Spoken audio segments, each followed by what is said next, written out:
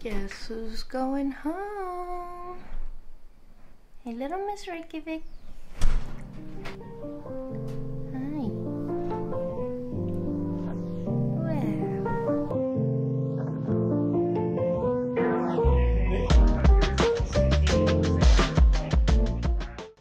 That is so bright.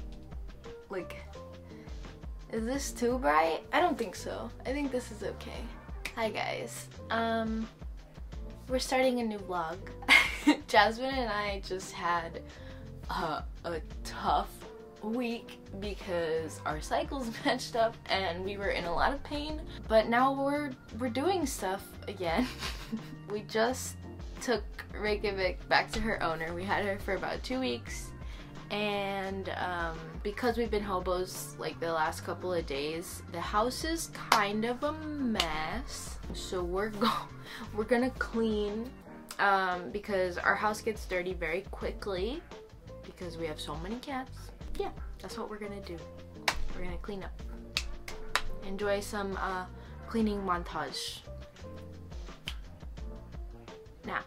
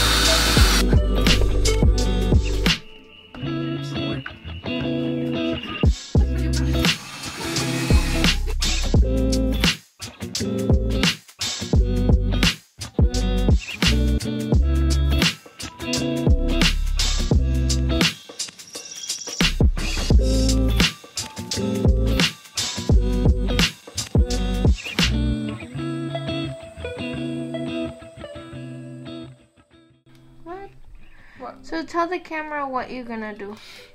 I am painting as of right now. You're working on your commissions? Yes, I am working on my commissions.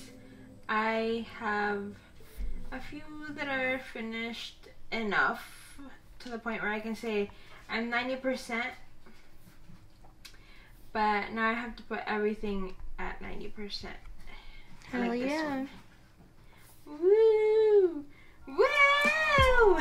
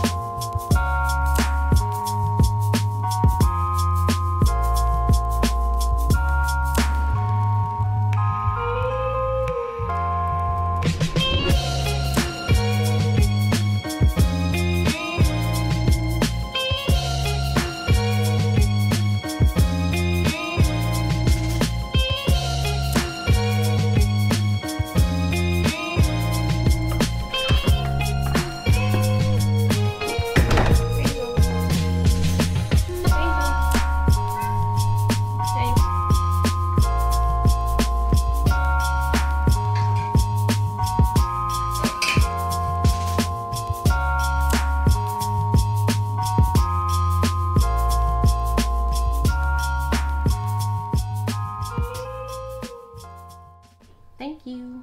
So basically what I'm having to do is to get all our cats and kittens on a website, like let's say Pet Finder or Adopt a Pet or whatever. They have to confirm that we have a vet, you know, for logistics. Like they need to know that like we're taking care of our animals, and they need to call the vet. So basically I need to call them ahead of time and tell them like, hey, if Adopt a Pet or Pet Finder or whatever call you, it's okay for you to give them information on us, because I'm pretty sure it's technically confidential, so I need to give permission.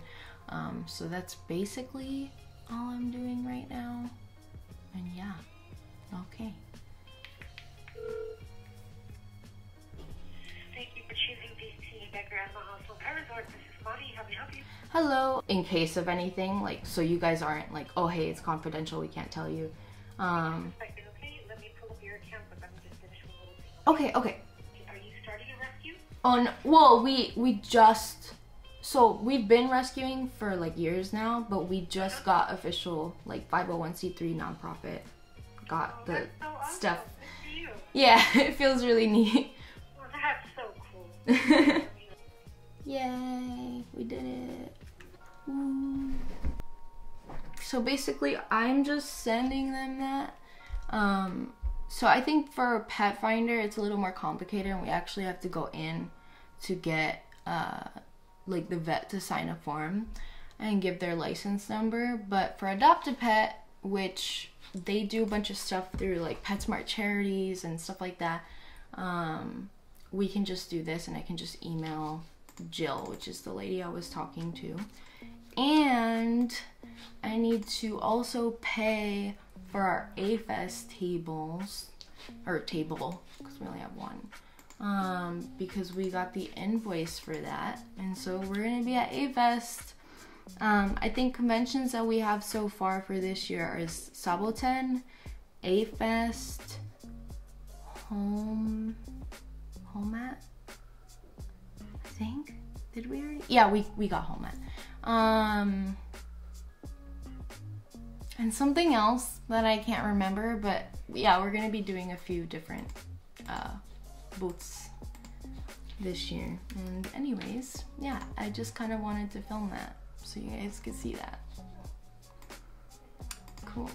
I forgot to even say that we literally got approved. So yeah, we are officially a 501c3 nonprofit.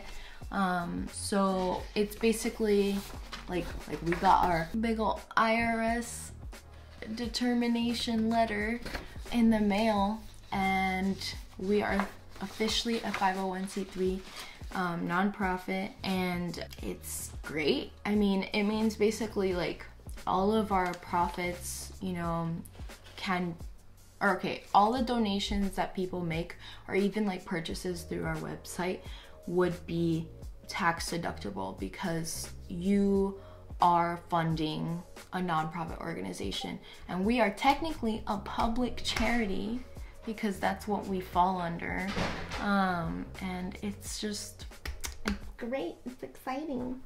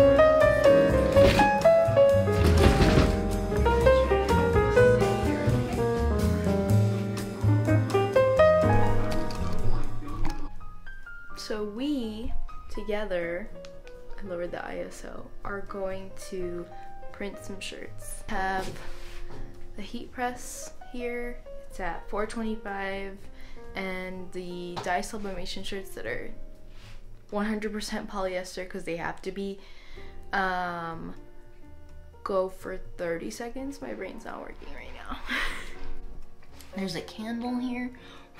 I'm gonna turn that off so I don't look so ominous. But basically, we print some of our shirts with screen printing and some of our shirts via like our heat press with dye sublimation. And dye sublimation is the process. So the best way I know how to explain it is it's an ink. It turns into a gas when it's heated up, and then it turns back into an ink when it like seeps into the fabric or whatever material you are sublimating, because with dye sublimation you can do all kinds of stuff as long as it's polyester or like different kinds of things that are like you can use in a heat press or whatever. And it has to be white because you can't dye sublimate white ink, for example. So that's when you would need to do stuff like screen printing. But dye sublimation is great when you have something that's like full color, that has like shadows and isn't just like a flat design. So our Fat Boy shirts, Jasmine made them like, I don't know, I think it's been like 4 years or 5 years now. The Bad Boy shirts basically are dye sublimated, and so are our button downs, but we get those done with the manufacturer because we don't have like we don't dye sublimate fabric and then sew the shirts, you know. That's what like an all over print thing would take. But we do our t-shirts here, and I'm gonna do those because we have a few Etsy orders that ordered them. And anyways, yeah, you're gonna get to see what it's like.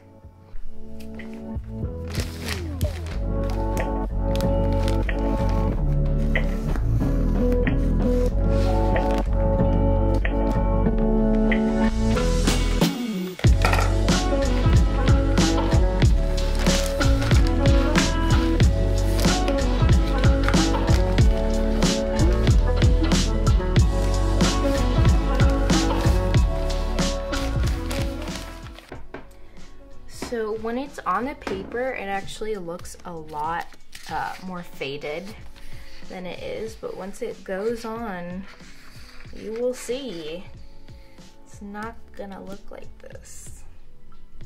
Oh, I have my numbers here. Just gonna go ahead and get to work. So I personally really like the A4 shirts. I think they're not very see-through, and they're like decently thick, unlike most brands.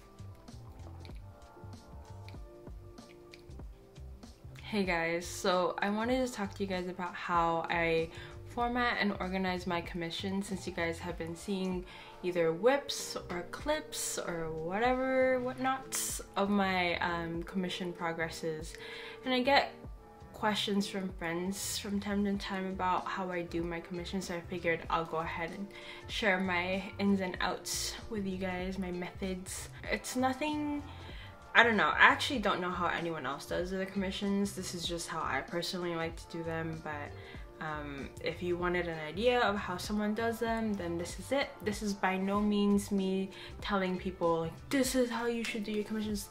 Commissions are so personal that like you have to really just know yourself and deal with a lot of trial and error to figure out what method works for you and what's the most efficient for you to deal with. So without further ado, I'm going to go ahead and talk about what I use, how I organize things, and the things that are most important, I think, in my workflow to handle the batches that I do.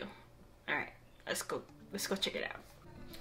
I think the first thing that you kind of have to ask yourself is what disrupts your flow the most and what would help it flow easier, right? So obviously that's gonna have to come with some experience already in commissions, but maybe there's some things that you already know about yourself. Like for example, I generally really do not like the back and forth stuff between me and clients. I would prefer if my clients were direct and clear about exactly what they want from me, and then once I come to an ending product, I show it to them, and then we can discuss the things that can be improved in a form of like critique or whatever, if that's something that they want to do, they want to add changes or whatever. I much rather that because it saves me so much time, taking a shot of the whip that I'm doing, sending it to them, getting some feedback, and then having to redo the thing until it's exactly what they want. And I feel like it also encourages clients to become more and more picky about what they want, but without the pressure on them to be as specific as they need to be. So then it's like I can already foresee myself fumbling with the prompts I'm given, and like how strict are they, or how specific do they actually want to be with this thing. So my solution is to have a Google form that basically asks for all of their specifics, like what commission would you like me to do? Well, first of all, like as a side note, people love options, so I try to offer as many options as I can, so that they're feeling like they can really customize the thing that I make for them.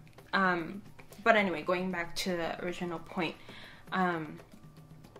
the Google form that I've created is basically there to get every detail that I can from my client so that I really understand what they want from me.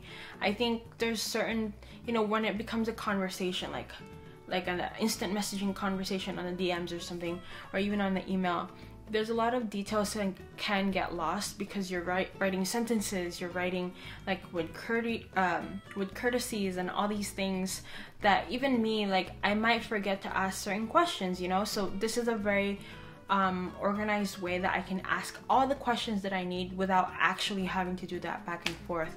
Like, what are their dynamics like? What do you want me to do with their hands? What kind of mood do you want them to be in? Or even like there's parts of the form where I have an image that kind of explains like colors, like the very important parts of colors. For example, you know, when you pick let's say like a screenshot from a movie, right? Movies are color graded. So if you're giving me a really intense lighting or a very dark lighting, I won't know what the color of their eye color is unless you're really zoomed in, unless you give me a character sheet, unless you give me some kind of like supplemental reference, right? So I also have my FAQ on my form, so I'm kind of jumping back and forth between my FAQ and my form because they're kind of conjoined in my opinion. But I tell them, like, so these references that you're giving me from this TV show or this movie or whatever it is, you have to understand that you're giving me a snapshot of something that may be color altered, and that won't give me the information that I need, that you would have as a viewer of the whole season or of the whole movie, because you would know, oh, it's just the lighting, you know, messing with their eye color is actually green, but it's more bluish in this shot that I gave you. Yeah, make sure you guys do your FAQ. Make sure, and don't skimp out on it. It might seem kind of like oh, it's whatever, you know, like I'm always gonna wanna please the customer, so just as long as the basics are there, it's no problem. No, love yourself. Make sure that you know what truly makes you mentally comfortable and happy and healthy to do these kinds of commissions and to work with these kinds of clients, and just keep your sanity. Okay guys, let's get up close and personal. Okay, so this is how I organize my canvas. I am currently doing heart button commissions, and for any commissions really, like whether this was gonna be a charm commissions or heart buttons, and this is why I try to not do illustration, like purely illustration ones, because I can't do it quite the same way. But I tend to format everything on one canvas, and this just allows me to go in an assembly line almost, where I sketch out everyone's stuff. Like, this is my sketch layer for everybody's commissions, and then after I do everybody's sketches, I refine it with line art.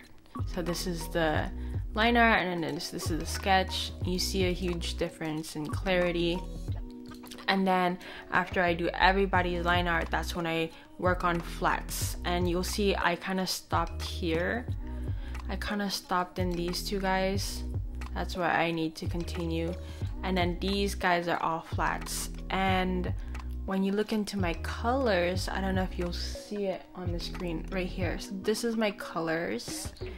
I have my blue, which is kind of my indicator that that's where, you know, if I don't like the lines that I put down, I can paint over my lines in the blue layer, and anything above that is on top of the lines. The orange is my line art, as you see, and then my reds are just for like, it's very specific, I don't really want to explain it, but it's for characters that have certain tattoos or markings that I need to be more honed in on. After I do the hair of one commission, let's say I did the skin for this guy, I merge everything down so that all of the skin exists in one layer. after each commission. So let's say I did Jason's skin, and I had all those layers that I needed to be able to achieve this skin. I'll merge it down to the base layer of his skin and then move on to my next commission so that my layers remain very clean. And I do that for everything. So you can see some people's clothes are filled in with the desired clothing colors, but some colors are like this, where it's blue and orange. Those are just me color blocking, and I choose very vibrant colors to color block just so I know where some colors bleed. Like for example, like right here in this corner and right here in this corner. This helps me really not obsess over one specific commission. Let's say like, oh, I'm really attached to the Robins and Batman and DC in general. But the thing is, like, you don't want to obsess over it because you already had a set price. You know, it's not fair to you, and it's not fair to everyone else who commissioned you if you're obsessing over one of them. Like, you have to make sure you put in like an equal value of work. And if you feel like, oh wow, I'm really struggling with this thing because their design is really complicated, you can much more clearly tell when something is taking you longer than you expect it to. But yeah, that's just how I go about it. Yeah, I've been really enjoying doing these, so I'm glad that you guys have enjoyed the clips that we have posted online, or just the whips in general. These have been so much fun, and I hope you guys learned something from me explaining my process. Hey guys, I'm just popping in here to say that your support on these videos is super appreciated. Our rescue, our official 501c3 rescue, is basically entirely funded by our shop and, let's say, like KOHI's commissions and that kind of stuff.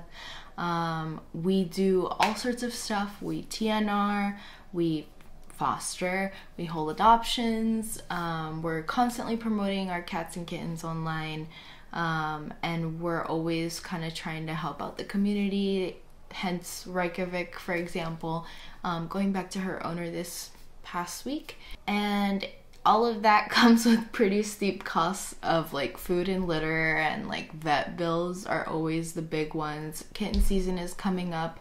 And we're really happy that now we have our 501c3. We can get on places like Adopt a Pet or PetSmart charities, start promoting all our fosters on there, and adoptions should get rolling a little bit faster, which means that we can intake more, and that's going to be really nice. But just as a reminder, I guess, that like all of this pretty much wouldn't be possible without you guys. Every little inch of support is amazing. That means likes, that means retweets, that means shares, that means comments, subscribing, and then like I think top tier up there is like our Patreon or like buying from our store, like that kind of stuff. You guys are supporting us, you guys are supporting these cats, you guys are helping us save more lives, and it really means the world. All the support, everything. It's awesome. I hope you enjoy these videos. We're just gonna keep on uploading the way that we have been, hopefully a little bit more frequent, because we got a little bit of a lapse in time this past like week or so, but it's awesome. Thank you so much. It's been great. Thanks for sticking around. Hope you keep sticking around, basically. And yeah, thanks guys.